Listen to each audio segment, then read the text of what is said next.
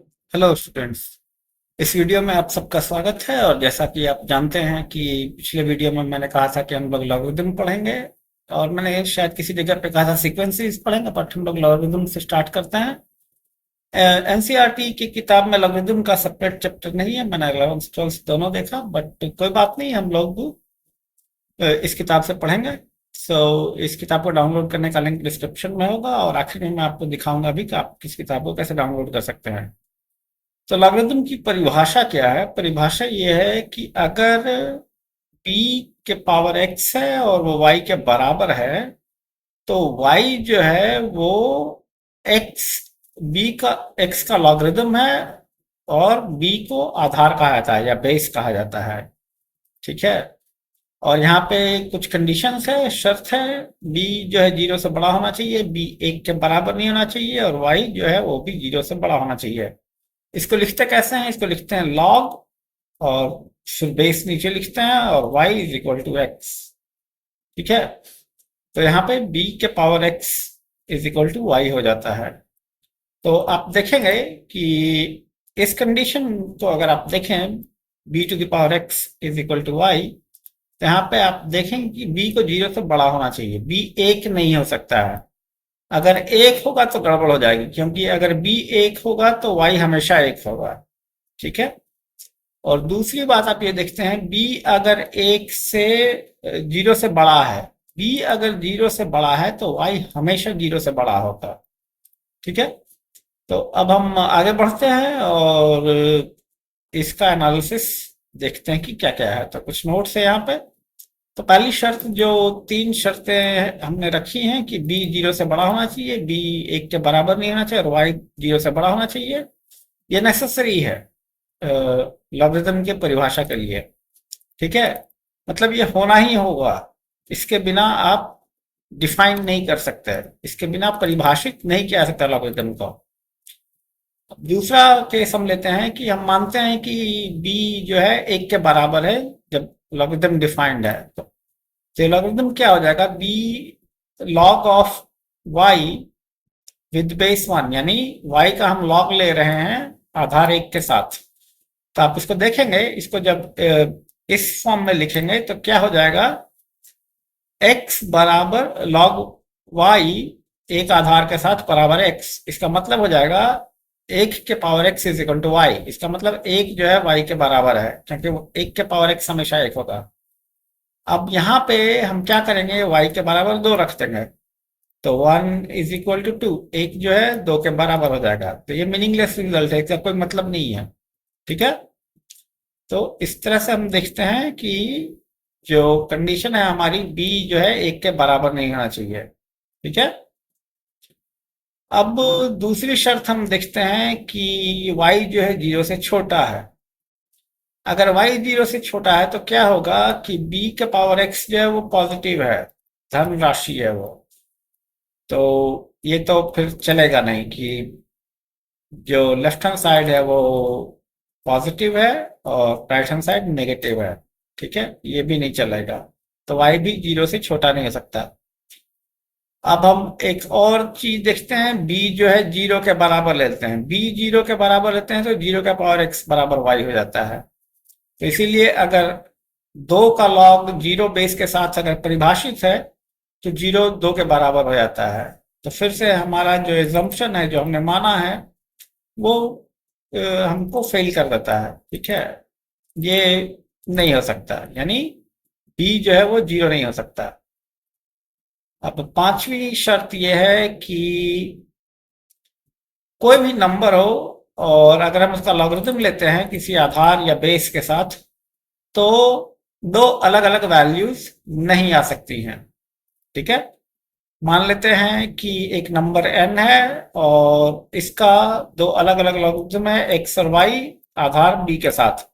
तो हम लिख सकते हैं log n का b बेस के साथ x है और y भी है। तो जब आप इसको देखेंगे तो x बराबर y हो जाता है। ठीक है। इस कैलकुलेशन को देखिए, n बराबर b के पावर x, n बराबर b के पावर y।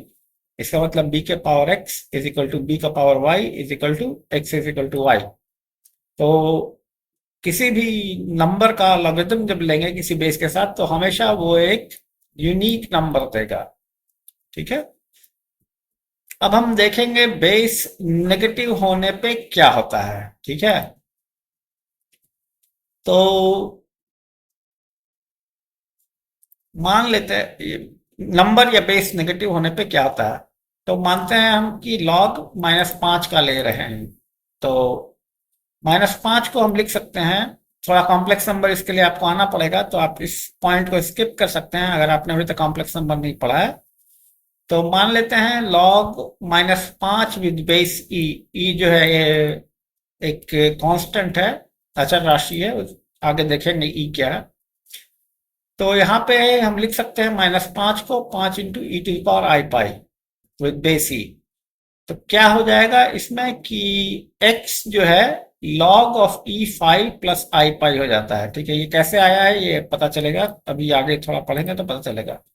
x जो है वो एक कॉम्प्लेक्स नंबर हो जाता है। i यहाँ पे आयोटा कहा जाता है इसको, ये इसका जो मान है वो स्क्वायर रूट ऑफ -1 के बराबर होता है। तो आप इसको छोड़ सकते हैं अभी के लिए, क्योंकि हम लोगों ने कॉम्प्लेक्स नंबर नहीं पढ़ा, और आप वापस आके इसको पढ़ें जब कॉम्प्लेक्स नंबर आपने पढ़ लिया हो। और अगर आपने कॉम्प्लेक्स नंबर पढ़ रखा है तो ये बड़ी आसानी से समझ में आ जाएगा।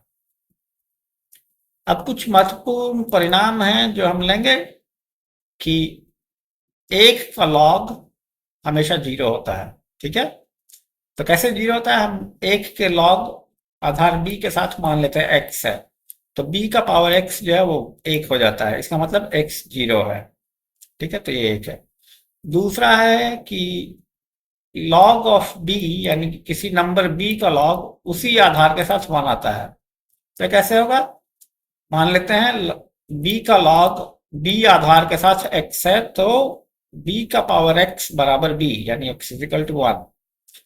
अब तीसरा परिणाम जो है वो है कि b के पावर n का लॉग b आधार के साथ n के बराबर होता है। तो कैसे होगा, हम मान लेते हैं log n का b आधार के साथ x है, तो हम लिख सकते हैं b के पावर x बराबर n, और यहाँ पे फिर x का वैल्यू सब्स्टिट्यूट कर देते हैं, x का वैल्यू यहाँ रख देते हैं, तो हो जाता है b के पावर n का log b आधार के साथ बराबर n। तो इस तरह से हमारे 3 महत्वपूर्ण रिजल्ट आते हैं। तो आगे के जो फॉर्मूले हैं वो इन सब से हम लोग डिराइव करेंगे। तो अब कुछ फॉर्मूले हैं जो कि हम आगे देखेंगे। तो एक्स वाई का लॉग b आधार के साथ होता है x का लॉग b आधार के साथ, अब मैं बार बार आधार बोलूंगा नहीं, तो प्लस लॉग ऑफ y, यानी y के लॉग के बराबर होता है। यहाँ पे शर्त क्या दी हुई है, x और y दोनों 0 से बड़े होने चाहिए। तो हम मानते हैं कि x का लॉग m है, और तो हमको मिलता है b का पावर m जो है वो x के बराबर है। उसी तरह से b का पावर n बराबर y, जहां पे हम मानते हैं log y जो है वो n के बराबर है। तो ये हमारा आ गया 2 रिजल्ट, b का पावर m x और b का पावर n y। तो हम दोनों को गुना कर देते हैं और X Y is equal to B का पावर m प्लस n। ठीक है, अब मान लेते हैं कि ये m प्लस n बराबर o है। ठीक है, तो m प्लस n बराबर o हम लिखते हैं। अब यहाँ पे जब m प्लस n बराबर o आ गया तो हम यहाँ पे वैल्यू सब्स्टिट्यूट कर सकते हैं, क्योंकि m हमने क्या माना था, m माना था log ऑफ x, और यहाँ पे n क्या हो जाएगा उसी तरह से log का पावर y। ठीक है, तो दोनों मल्टीप्लाई हो जाएगा, और फिर आप देखेंगे log of X Y is equal to log of x plus log of y। तो इसी का उपप्रमेय है, आप एक्स वाई जेड का लॉग ले सकते हैं जो कि log x plus log y plus log z के बराबर होगा। आप कितने भी नंबर गुना कर लें उन सब के लॉग को जोड़ देंगे तो ये रिजल्ट आएगा। ठीक है, अगर एक्स वाई लॉग 0 से छोटा है तो राइट हैंड साइड में क्या होगा, आपको x का मॉड लिखना होगा और y का मॉड लिखना होगा, क्योंकि x और y हमेशा पॉजिटिव होना चाहिए, क्योंकि हमारा वो कंडीशन है ये। ठीक है, उसके बिना लॉगरिथम डिफाइंड नहीं होता है। अब जब आपने एक कर लिया है तो आप दूसरा फॉर्मूला भी आराम से समझ सकते हैं, एक्स वाई का लॉग जो है वो log x minus log y होगा। तो पिछले फॉर्मूले की तरह हम मानते हैं log x बराबर m, तो b का पावर m बराबर x, और log by बराबर m, तो b का पावर m जो है y के बराबर है। उसमें भाग देते हैं, एक्स बटा वाई बराबर बी का पावर एम माइनस एन हो जाता है। और हम फिर लॉग लेते हैं और मानते हैं ये ओ है, तो बी का पावर ओ बराबर एक्स वाई हो जाता है। और एक्स बाई वाई होने से क्या होगा, आपका बी का पावर एम माइनस एन जो यहाँ पे है ये है।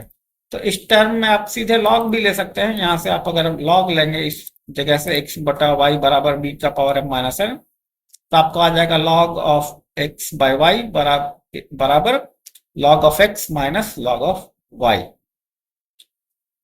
अब हम इसमें फिर से वही चीज है कि अगर एक्स वाई जीरो से छोटे हैं तो आपको मॉड्यूलस लेना पड़ेगा। अगर आपको मॉड्यूलस के बारे में नहीं पता है तो मैं आपको बता देता हूँ। मॉड्यूलस जो है किसी भी संख्या को पॉजिटिव कर देता है, यानी किसी भी चीज का मॉड्यूलस जीरो नहीं हो सकता है। जैसे मान लेते हैं कोई पॉजिटिव नंबर है, एक दो तीन चार कुछ भी, अगर x बराबर एक दो तीन चार है तो ये मॉडुलस का सिंबल है, आप दोनों साइड इसको पाइप कहते हैं, ठीक है। तो आप इसको अगर मॉड्यूलस x लेते हैं तो वो एक दो तीन चार रहेगा। अब मान लेते हैं x एक नेगेटिव नंबर है, ठीक है। तो x बराबर minus one minus two minus three ले लेते हैं, तो मॉड ऑफ x जो है वो फिर से एक पॉजिटिव क्वांटिटी हो जाएगा, यानी एक दो तीन चार बना देगा उसको। तो मॉड्यूलस कभी भी नेगेटिव नहीं होता है, ठीक है। अब हम तीसरे फॉर्मूले की तरफ चलते हैं। यहाँ पे लिखा गया है n के पावर k का लॉग k इंटू n के लॉग के बराबर होता है। तो हम यहाँ पे क्या करते हैं, हम मान लेते हैं कि n का लॉग जो है वो x है, तो b के पावर x क्या हो गया, n हो गया। अब हम क्या करते हैं कि मानते हैं n का पावर k का लॉग y है, ठीक है। तो हम लिख सकते हैं b का पावर y बराबर n का पावर k, और n क्या है, b का पावर x है। तो यहाँ पे अगर आप सब्स्टिट्यूट करेंगे तो b का पावर kx हो जाएगा, यानी b का पावर y बराबर b का पावर kx, यानी y is equal to kx हो जाएगा। तो अब हम यहाँ पे y का मान रखते हैं और x का मान रखते हैं, तो y हमने क्या माना था ये, और x हमारा ये है, तो हमारा तीसरा फॉर्मूला भी इससे प्रूव हो गया। अब चौथा फॉर्मूला हम प्रूव करेंगे कि log of a with base a, यानी a का log b आधार के साथ जो बराबर होता है a के log c के आधार के साथ, और इनटू यानी गुना करने पे log ऑफ c b आधार के साथ। तो इसको हम सिद्ध करेंगे। तो हम मानते हैं कि a का log b आधार के साथ x है, तो क्या हो जाएगा, b का पावर x बराबर a। और हम मानते हैं log ऑफ a का आधार, सॉरी, log a यानी a का log c आधार के साथ y है, तो ये क्या हो जाएगा, c का पावर y बराबर a। उसी तरह log ऑफ c b आधार के साथ हम मानते हैं z है, तो क्या हो जाएगा, b का पावर z बराबर c। तो हमारे पास तीन चीजें आ गई, b के पावर x बराबर a, c के पावर y बराबर a, और b के पावर z बराबर c। तो हम लिखते हैं b के पावर x बराबर a। a क्या है, c का पावर y है, ठीक है। अब c का पावर y क्या है, b का पावर yz है यहाँ पे, ठीक है। यानी कि x बराबर yz। तो आप बोलेंगे, आप सवाल पूछ सकते हैं कि भाई ये यहाँ पे कैसे हो गया, ठीक है। तो आपको थोड़ा ध्यान देने की जरूरत है। यहाँ पे b के पावर z बराबर c है, ठीक है, और c के पावर y जो है वो a है, तो a बराबर c के पावर y, ठीक है। ये आप ध्यान दीजिए। तो c का वैल्यू क्या है हमारा, c का वैल्यू है b का पावर z, तो यहाँ पे b का पावर z रखते हैं, c बराबर, तो b का पावर yz हो जाता है। तो इसका मतलब है, अब हम इसको देखेंगे b का पावर yz और b का पावर x, तो हमको पता चलेगा x बराबर yz। तो इससे हमारा फॉर्मूला जो है सिद्ध हो गया, हम एक्स वाई जेड का वैल्यू रख देंगे, हमारा फॉर्मूला सिद्ध हो गया। और इसी तरह से हम लिख सकते हैं log of a Aadhaar b के साथ बराबर log of a with base c, यानी c आधार के साथ a का log और b का log आधार c के साथ। अगला जो फॉर्मूला है वो कहता है n का log हम ले रहे हैं आधार b के पावर k के साथ, ठीक है। इसका जो मान होगा वो होगा 1/k n का log आधार b के साथ। अब इसमें शर्त पुरानी वाली है हमारी कि b जो है 0 से बड़ा होना चाहिए। तो पिछले जो फॉर्मूला था उसके हिसाब से हम कह सकते हैं कि n का log b के पावर k बराबर log ऑफ n, यानी n का log बट्टा b के पावर k का log, इस फॉर्मूले से, ठीक है, इस फॉर्मूले से, यानी कि इससे, ठीक है, ये हमने किया था, इसके हिसाब से हम लिख सकते हैं। यहाँ पे log c जो है, इस यहाँ पे log c है, आधार c है, तो यहाँ पे आधार लिखा नहीं है, आप कुछ भी आधार ले सकते हैं, ठीक है। जब इन जनरल कुछ नहीं लिखा है था आधार, तो वो ई होता है, ठीक है। तो अब हम इसको देखते हैं, ठीक है। तो पुराना फॉर्मूला जो हमारा था, यानी कि ये फॉर्मूला, ठीक है, 3 नंबर, वो इसके डिनोमिनेटर पे लगाते हैं, ठीक है, सॉरी, डिनोमिनेटर पे लगाते हैं, यानी लॉग बी टू पावर के पे लगाते हैं, तो क्या हो जाएगा, के लॉग बी हो जाएगा। अब लॉग एन बटा लॉग बी क्या हो जाएगा, log N with base B हो जाएगा, और 1/k बाहर आ जाएगा, ठीक है। तो इस तरह से हमने ये फॉर्मूला सिद्ध किया। अब पुरानी कहानी आती है कि बी अगर छोटा है तो क्या होगा, तो बी अगर छोटा है तो मॉड बी हो जाएगा, ठीक है। लेकिन इसमें फिर दूसरी कहानी आ जाएगी कि अगर ये आप शर्त लगाते हैं कि बी छोटा है के 0 से, तो फिर आपका के जो है उसको आपको इवन नंबर होना होगा, सम राशि होना होगा, यानी वो 2m होना पड़ेगा, जहां पे m नेचुरल नंबर है, ठीक है, विषम नंबर नहीं हो सकता के, ठीक है। यानी के का मान क्या हो सकता है, के का मान हो सकता है 2 4 6 8, 1 3 5 7 नहीं हो सकता है। अगला फॉर्मूला हम लेंगे, हम ए का लॉग ले रहे हैं बेस बी के साथ, और इसका जो मान होगा वो होगा 1/log of B with base A, यानी कि जो संख्या है और आधार वो है बदल जाती है, ठीक है। अगर आप यहाँ पे आपकी संख्या ए है और आधार बी है, तो यहाँ पे संख्या बी हो जाएगी और आधार ए हो जाएगा। इसको हम कैसे सिद्ध करेंगे, तो हम मान लेते हैं ए का लॉग बी आधार के साथ x है, तो हमारे लॉग के परिभाषा से b का पावर x बराबर a। अब हम मानते हैं कि b का लॉग आधार a के साथ y, तो a का पावर y बराबर b हो जाता है। अब यहाँ पे a का मान हम रखते हैं जो कि b का पावर x है, तो b का पावर x हम यहाँ पे रखते हैं, तो क्या हो जाएगा, यहाँ पे हो जाएगा b बराबर x, a का पावर xy, ठीक है। तो इससे हमको पता चलता है कि एक्स वाई बराबर हो, यहाँ पे थोड़ी गलती है, मुझे लगता है टाइपिंग मिस्टेक है। यहाँ पे हम क्या करेंगे कि ए का मान रखेंगे बी का पावर एक्स, तो बी का पावर एक्स वाई हो जाएगा, यहाँ पे बी होना चाहिए, ये ए नहीं होगा, ठीक है। अब बी बराबर बी का पावर एक्स वाई, यानी एक्स वाई जो है 1 होगा, तो एक्स वाई 1 होगा, तो एक्स बराबर 1/y, तो उससे आपका ये फॉर्मूला आ जाता है। अब हम कुछ आधार के बारे में बात करेंगे कि लॉगरिथम के क्या क्या आधार हैं। तो सबसे दो जो पॉपुलर आधार हैं, एक होता है 10, जिसको हम कॉमन आधार कहते हैं, और दूसरा है ई। अगर आधार 10 है तो लॉगरिथम को कॉमन लॉगरिथम कहते हैं, और जब बेस ई है तो उसको नेचुरल या नेपियन एल्गोरिथम कहते हैं। लॉग एक्स जब आधार 10 के साथ किया जाता है तो इसको सिंपली एल जी एक्स भी लिख सकते हैं, और लॉग ऑफ एक्स जब ई आधार के साथ हो तो उसको एल एन एक्स कहते हैं, इसको फुल फॉर्म में कहते हैं नेचुरल लॉग, ठीक है, या लॉग नेचुरल। अब अगली कहानी है कैरेक्टरिस्टिक्स और मैंट्रिसा की, ठीक है। यानी कि हम देखते हैं, अभी पता चल जाएगा कि कैरेक्टरिस्टिक्स और मैंट्रिसा क्या है। तो आप किसी संख्या का जब लॉगरिथम लेंगे तो उसमें क्या होगा, उसमें एक उसका इंटीग्रल पार्ट होगा और एक फ्रैक्शनल पार्ट होगा। जैसे कि मान लेते हैं एक संख्या है 5.2, तो उसके दो हिस्से हैं, एक तो उसका हिस्सा है 5 और एक हिस्सा है 0.2, ठीक है। तो 5 को हम इंटीग्रल पार्ट कहते हैं और 0.2 को फ्रैक्शनल पार्ट कहते हैं, ठीक है, क्योंकि फ्रैक्शन है, 0.2 एक फ्रैक्शन है, एक भिन्न है। 0.2 को हम लिख सकते हैं 1/5, तो वो एक भिन्न है।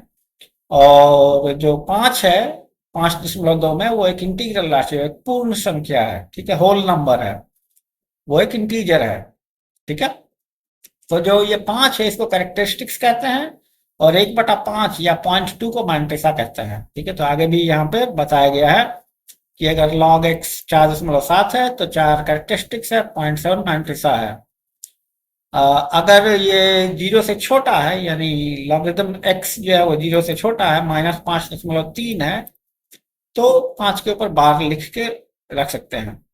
अब इसमें आपके लिए एक एक्सरसाइज है कि अगर कोई लॉगरिदम है जिसमें बेस बी है और कैरेक्टरिस्टिक एन है, तो जो नंबर ऑफ पॉजिटिव इंटीजर्स बनेंगे लॉगरिदम के, ठीक है, वो होंगे बी के पावर एन प्लस वन और B to the power N. यानी कि अब आप देखिए यहाँ पे क्या होगा, ठीक है। मान लेते हैं बेस बी है और कैरेक्टरिस्टिक एन है, तो अगर आप लॉगरिदम लेंगे बी के पावर एन का तो क्या आएगा, एन आएगा, ठीक है। आप अगर बी के power N plus one logarithm लेंगे तो क्या आएगा, एन प्लस वन आएगा, ठीक है। तो जो संख्या बनेगी, जो पॉजिटिव इंटीजर्स होंगे, तो आप देख सकते हैं वो संख्या जो होगी बी के पावर एन प्लस वन से बी के पावर एन होगी। आप क्या कर सकते हैं कि आप मान लीजिए कि मैं एक उदाहरण देता हूं, मान लेते हैं b बराबर 10, ठीक है, और n हम लेते हैं 1, ठीक है। तो n अगर हमने 1 लिया, ठीक है, बेस 1 और कैरेक्टरिस्टिक्स n, तो 10 का पावर 1 क्या है, 10 का पावर 1 है 10, और 10 का पावर 2 क्या है, 100, ठीक है। तो अगर हम 100 का लॉग लेते हैं 10 के साथ, तो उसका लॉगरिथम 2 आता है, ठीक है। यानी कैरेक्टरिस्टिक्स क्या है, वो अब हमारा n प्लस वन है, ठीक है। तो आप देखते हैं कि जो पॉजिटिव इंटीजर्स होंगे वो कितने हैं, 100 से लेके 10 के बीच में आएंगे। तो कितने पॉजिटिव इंटीजर्स हमारे बने, 10 के पावर 2 माइनस 10 के पावर 1, और हमने n 1 लिया था। तो इस तरह से आप बाकी और उदाहरण जो है वो लेके कर सकते हैं। अब कुछ इनइक्वालिटीज हैं, वो देखते हैं हम। अगर b 1 से बड़ा है और x1 का लॉग ले रहे हैं और x2 का लॉग ले रहे हैं b आधार के साथ, तो x1 x2 से बड़ा होगा। अगर b छोटा है 1 से और x1 का लॉग x2 के लॉग से बड़ा है, दोनों का आधार b है, सेम है, तो x1 जो है x2 से छोटा होगा। अब एक एक्सपेंशन है सीरीज का, वो लिखा गया है, इसमें आधार इन जनरल ई होता है, ठीक है। 1 प्लस एक्स का अगर आप लॉग लेते हैं तो इसका मान होता है x minus x square by two plus x square by three minus x के पावर 4/4 प्लस, इस तरह से आगे चला जाता है। ये अपरिमित सीरीज है, यानी अनंत तक जाती है, इन्फिनिटी तक जाती है। अब ये ग्राफ मैंने प्लॉट किया है, इस ग्राफ में आपको ध्यान देना पड़ेगा, यहाँ पे ओरिजिन है, ठीक है, यानी ये 0 0 है, ये 1 0 है। तो इससे हम पता कर सकते हैं ये log 2 का ग्राफ है, यानी कि बेस यहाँ पे 2 है। तो आप देखेंगे कि जब आप 2 पे आते हैं, ठीक है, तो लॉगरिथम जो है 1 हो जाता है, यानी 2 का लॉग बेस के साथ 2 1 होता है, क्योंकि 2 के पावर 1 2 होता है। उसी तरह आप जब 4 का लॉग देखेंगे, 2 है, ये 3 है, ये 4 है, 4 का लॉग 2 है, क्योंकि 2 के पावर 2 4 होता है। उसी तरह आप यहाँ जब आएंगे तो ये देखेंगे कि ये 8 हो जाता है।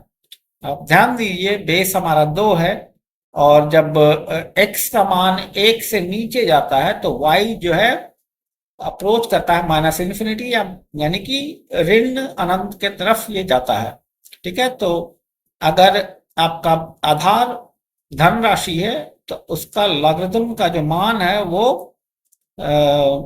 माइनस हो जाता है, निगेटिव हो जाता है, ठीक है, ऋण राशि हो जाएगा। तो आप यहाँ पे एक और चीज मैं बता रहा हूं जो आपको कैलकुलस में पता चलेगी कि इसके बढ़ने की दर, ठीक है, लॉगरिथम के बढ़ने की दर जो होती है वो 1/x के बराबर होती है। यानी कि इस एक्स एक्सिस पे आप कोई पॉइंट ले लीजिए, यहाँ पे आपने ये पॉइंट लिया, यहाँ पे ये लॉगरिथम का मान है। अगर यहाँ पे एक टैंजेंट ड्रॉ करेंगे, टैंजेंट का मतलब एक ऐसी रेखा खींचेंगे जो कि इस कर्व को टच करती हो, ठीक है, बट एक ही पॉइंट पे टच करेगी, दूसरी जगह पे वो काटेगी नहीं। तो उस वो रेखा मान लेते हैं, यहाँ पे मान लेते हैं एक ऐसी रेखा हमने ली, तो एक्स एक्सिस के साथ जो एंगल बनाएगी वो रेखा, उसका मान जो होगा उस पॉइंट के एक्स के रेसिप्रोकल होगा। यानी कि जैसे हम मानते हैं इस जगह को लेते हैं या इस जगह को लेते हैं, ठीक है, यहाँ पे x का मान है 1, तो जो रेखा हम खींचेंगे वो 45 डिग्री का कोण बनाएगी, क्योंकि tan 45 डिग्री 1 होता है और 1/1 हमारा रेट है यहाँ पे। अब मान लेते हैं इस जगह को, तो यहाँ पे अगर आप खींचेंगे रेखा तो जो कोण बनेगा एक्स एक्सिस के साथ, उसका मान लेते हैं कोण थीटा हुआ, तो tan थीटा यहाँ पे 1/2 हो जाएगा। ठीक है, तो रेट ऑफ इंक्रीमेंट जो निकलता है वो इस टेंजेंट के स्लोप के बराबर होता है। और कैलकुलस के टर्म में अगर कहें तो अगर मान लीजिए आपका जो फलन या फंक्शन है y है, तो जो रेट ऑफ इंक्रीमेंट होता है यानी बढ़ने की दर होती है या बदलने की दर कहते हैं उसको, तो वो होता है dy/dx। ठीक है, कैलकुलस के टर्म में यानी कि y को आपको अवकलन या डिफरेंशिएट करना पड़ेगा। तो हम कैलकुलस में देखेंगे, आप अभी के लिए ये मान लें कि बदलने की दर किसी भी बिंदु x पर 1/x के बराबर होती है। तो इसके साथ जो है थ्योरी खत्म हो गई लॉगरिथम की, और अगले वीडियो से हम 10 सवाल बनाएंगे। तो आप इस वीडियो को देखने के लिए आपका बहुत बहुत धन्यवाद, और मिलते हैं अगले वीडियो में। तब तक आप पढ़ते रहिए, और मेरी शुभकामनाएं आपके साथ है आपकी पढ़ाई के लिए। और जैसे जैसे आप मेहनत करेंगे वैसे वैसे आप और अच्छे होते जाएंगे। सो अगर आपको कुछ समझ में नहीं आया हो इस वीडियो में, तो आप नीचे कमेंट में आप मुझसे सवाल पूछ सकते हैं। ठीक है, और मैं आपको मदद करने की कोशिश करूंगा। सो एक बार फिर से वीडियो देखने के लिए बहुत बहुत धन्यवाद। मिलते हैं अगले वीडियो में।